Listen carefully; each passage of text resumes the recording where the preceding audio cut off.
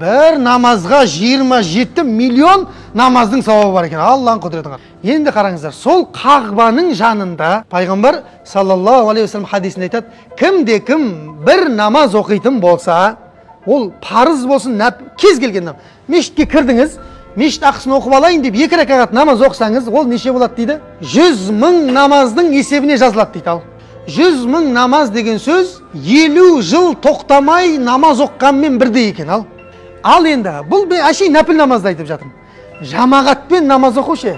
Жамағатпен намазға пайғамбар саллаллаху алейхи хадисінде айтады, 27 есеге көбейтіледі дейді тағы да. 100 мыңды 27-ге көбейтіңіз. Қанша болады? 2 миллион 700 мың намаз бір намазға. Ал есептеңіз, бір намаз жамағатпен оқу. Қазір құптанды оқып келдіңіздер ғой, жамағатпен.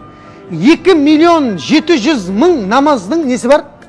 Сауабы бар. Оны есептеп отырыңыздар. Тағы қосамыз. Негізінде намаз неше болып парыз болды бізге?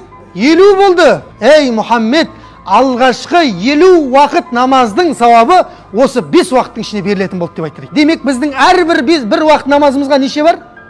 10-нан бар, ана қараңыз. Енді жаңағы 100 мыңды 27-ге көбейттік. 2 миллион 700 мың сауап. Бір намазды айтып жатырмын мен, бір намаз. Енді 10-ға көбейт.